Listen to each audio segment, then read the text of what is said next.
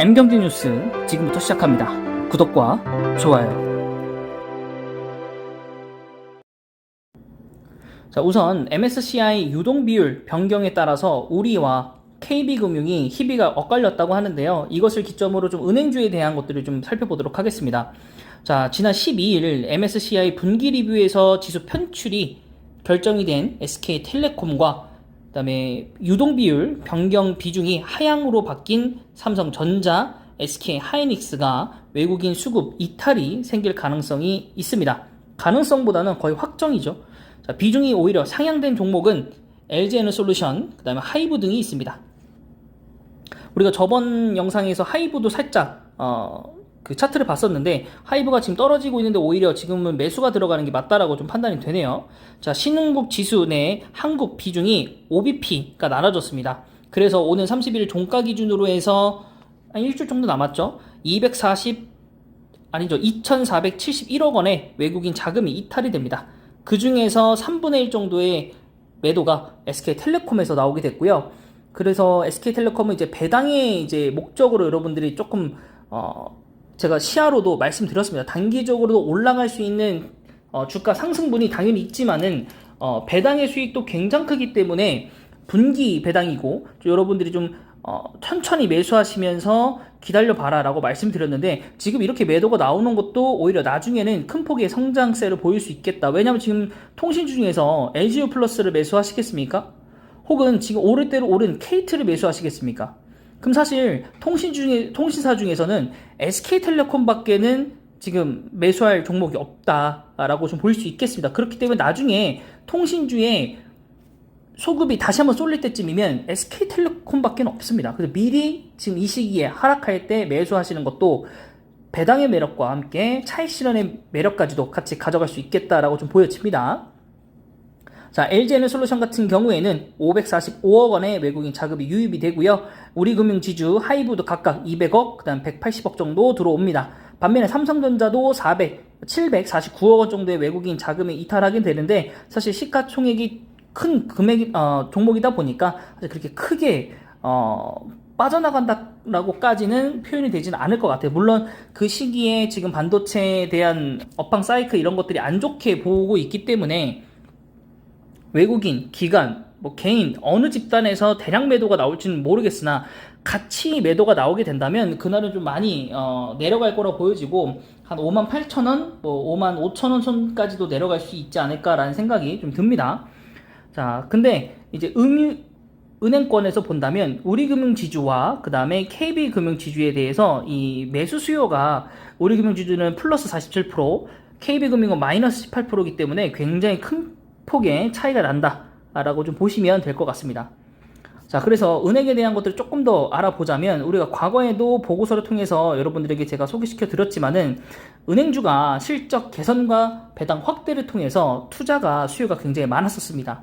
배당 확대, 중간 배당, 분기 배당까지도 있었고 그래서 하반기에 경기 침체만 오지 않는다면 그리고 침체가 오면 정부의 막대한 금융지원 압박이 거세지면서 실적 감소가 우려가 되기 때문에 사실 주가가 못 간 적도 있었고 실제로 사치세 그리고 황제세를 내라고 하는 그런 정권에서의 압박이 있었을 때 실제로 증권주들이 많이 떨어졌습니다. 그래서 52주 신저가도 기록을 했었을 만큼 굉장히 많이 떨어졌습니다. 하지만 다시 복귀를 좀 하고 있는 상태인데 그 주가 반등은 2분기 호실적을 바탕으로 발표가 되었고 지금 대부분의 모든 종목들이 2분기 실적들이 정말 좋지 않습니다. 좋다고 하더라도 환율을 걷어내면 거의 역성장으로 보여지고 있기 때문에 다시 은행주로 많이 돌아오고 있는 현 실적입니다.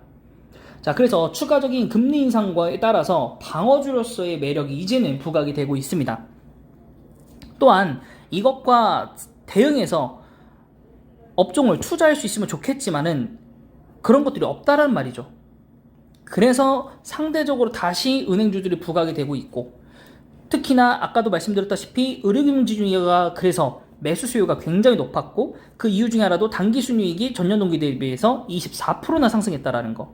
손실이 큰 증권 계열사를 보유하지 않은 것이 오히려 하락장에서 호재로 작용하고 있고 같은 기간 KB금융과 신한지주는 증권을 갖고 있음에도 불구하고 11.4%와 11.3%가 각각 상승을 했습니다.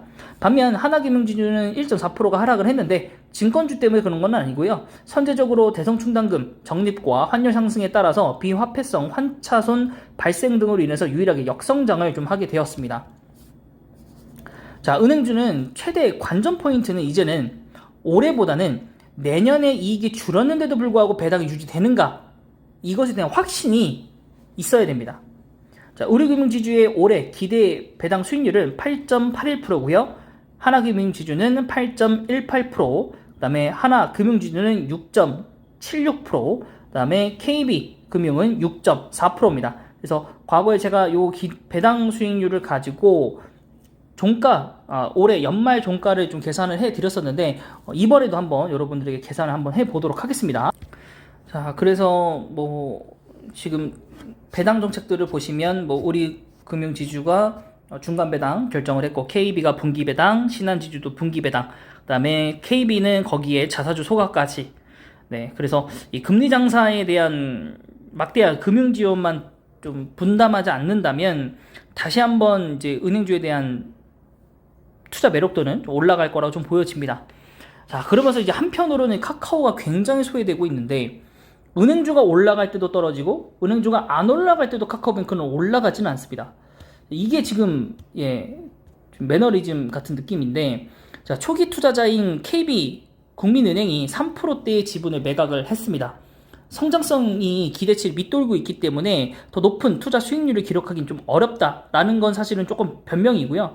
본인들이 지금 실적치가 좋지 않았었기 때문에 카카오 지분을 잇따라서 매도를 하면서, 또 우정사업본부도 이미 그 전에 매도를 했고, 그러면서 주가는 바닥을 쳤고, 실질적으로는 이제 순이익과 자기 자본 비율 상승을 위해서 카카오뱅크 지분을 팔았고, 그거에 대한 명분으로 이제 기대치를 못 넘는다, 이제 더 높은 수익률을 우리가 기록을 못 하겠다라고 얘기를 한 것뿐인 겁니다.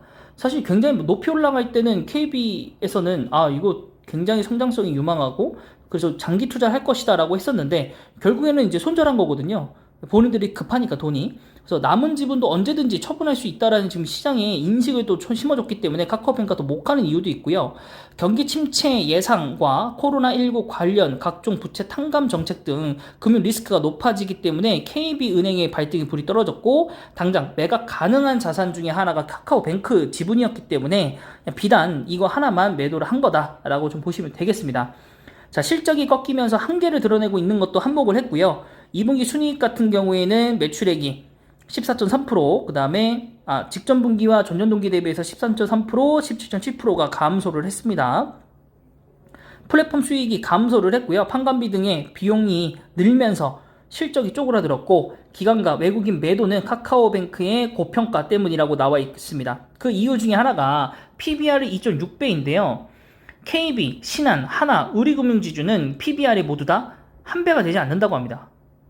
자, 지난달 17일 금융당국이 법적으로 간편 송금을 금지하는 법안을 검토한다는 소식이 알려지면서 주가가 또 큰 폭으로 하락을 했었고, 이것이 만약 된다면 간편 송금이 금지가 될 수 있기 때문에 또 그럼 사업 하나가 줄어드는 거거든요. 그럼 결국에는 카카오뱅크는 플랫폼으로서 가져갈 수 있는 이익도가 많이 떨어지는 거죠. 결국에는 이제 창구를 이용하지 않고 오프라인에서만 이용하는 은행이다라는 인식밖에 안 남는 거고, 이렇게 된다면은 또 한 가지 문제가 뭐냐면, 앞으로 상장이 예상이 되어 있었던 K뱅크도 지금 문제이고, 지금 토스도 송금을 지금 하는 시스템인데 이 송금 자체도 안 될 수 있어요, 이제는. 그럼 토스 자체가 또 망할 수도 있고 여러 가지 좀 문제가 있는데, 과연 이거를 금융당국에서 어떻게 처리를 할지도 좀 지켜봐야 될 것 같고, 아무래도 지금 카카오에서 카카오뱅크에서 할 수 있는 거는 카카오 본사에서 카카오 지분을 좀 매수를 하는 거, 그거 이외에는 별다른 게 없을 거라고 좀 보여집니다.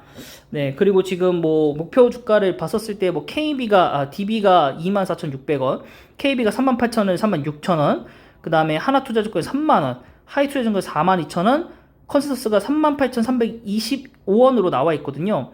결국에는 지금 주가보다는 높은 지금 거지만 그렇게 크게 높이 보이진 않고, 대부분 여러분들 물려있으신 좀 평단가가 5만원에서 4만원대이지 않을까라는 생각이 드는데 턱없이 부족한 지금 목표 주가죠.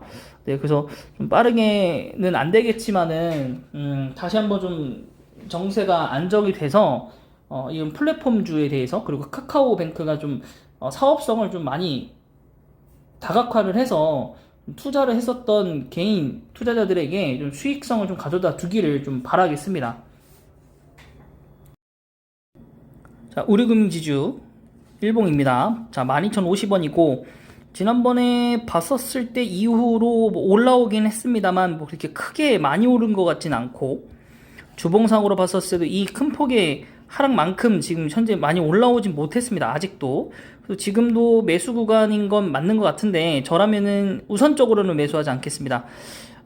물론 이제 호실적 때문에 많이 올라왔고 앞으로 MSCI 비중 때문에 우리금융지주가 좀 좋다라고 나와 있기는 한데, 이제 기대 수익률과 배당금 공시되어 있는, 예측되어 있는 컨센으로 계산을 해봤을 때 12월 연말 주가가 12,350원 정도가 나오기 때문에 주가상 지금 한 300원 정도밖에 차이가 안 나기 때문에 뭐 배당이나 이런 것들을 고려하더라도 저는 중간에 한 번 정도 다시 금융의 압박이 들어오면서 큰 폭의 하락이 좀 예상이 되지 않을까, 그때 한번 전 들어가 보도록 하겠습니다. 그래도 한 2,000원 정도 수익은 봐야 되지 않겠습니까? 그래서 저는 한 만원 구간에 좀 도달하면, 그러니까 주봉상으로 봤었을 때 이 바닥을 다시 한번 찍는다면 그때 우리금융지주를 매수하는 것도 나쁘진 않을 것 같습니다. 네, 그 다음은 이제 하나금융을 보도록 하겠습니다. 하나금융지주가 오히려 역성장을 좀 기록했다라고 아까 기사 뉴스에 나왔는데, 주가상으로 봤었을 때는 뭐 그렇게 큰 차이는 나진 않아요. 은행금융하고 함께. 네, 코로나 딱 이전 수준까지 다시 내려왔고, 기관의 엄청난 매수, 외국인의 엄청난 매도, 아무래도 실적치에 대해서 좀 외국인이 안 좋게 본 것 같고, 기관은 오히려 이럴 때 좀 담아야지라고 하고 한 것 같아요.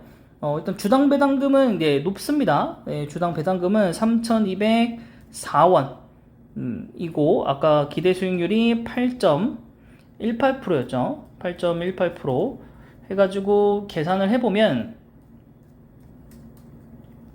39,120원? 150원 정도로 봐야겠죠? 여기도 얼마 차이 안 나네요. 39,150원 정도라고 좀 내림을 해가지고 좀 결정하면 요건데, 지금 하고 있을 때 2,000원 정도 차이 나긴 하지만은 은행주가 같이 내려갈 때 한꺼번에 내려갈 거라서 요것도 조금 시간을 좀 지켜보고 투자를 들어가는 거는 나쁘지 않을 것 같고, 이미 또 2분기에 안 좋은 걸 털어냈기 때문에 3, 4분기에는 더 좋지 않을까요? 뭐 그런 생각도 좀 듭니다. 네, 그래서 여기도 좀 기다려 보도록 하고요. 그 다음에 신한지주 같은 경우에 일봉상 많이 하락했고, 주봉상으로 정말 많이 하락했군요. 지금 이게 거의 코로나 전주가도 못 올랐죠. 그러니까 신한지주가 계속 이래요. 지금 여길 못 넘고 있어요.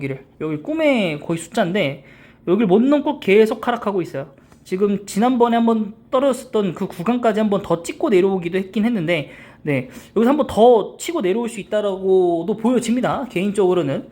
신한지주 기간이 여긴 또 많이 팔고 있고, 네, 여기도 이제 배당금 나와 있는 거랑 함께, 물론 분기 배당금이라 여러분들이 배당 그 생각을 하신다면 여기 나와 있는 금액대로 본인 거를 곱하시면 안 됩니다. 네, 일단은 저는 기대 수익률을 종가를 맞추기 위해서 한 거니까 여기도 그렇게 큰 차이는 안 납니다. 35,739원 정도. 네, 그래서 여기도 한 400원 뛰기. 그래서 전체적으로 한 번 정도 더 조정이 일어나야 될 것 같아요. 배당과 차익 실현까지 여러분 생각하시려면, 혹은 배당일 기준으로 연말 기준을 생각했었을 때 우리가 매도를 준비하려면 조금 더 내려간 상태에서 모아야 가능하지 않을까. 사실 이 구간에 모았어야 되긴 했는데 사실 저 구간에 모을 수 있는 사람은 없었죠. 그죠? 자, 그 다음에 이제 매수 그 신호가 마이너스로 잡힌 KB금융인데, 뭐 여기는 그렇게 많이 내려오진 않았어요.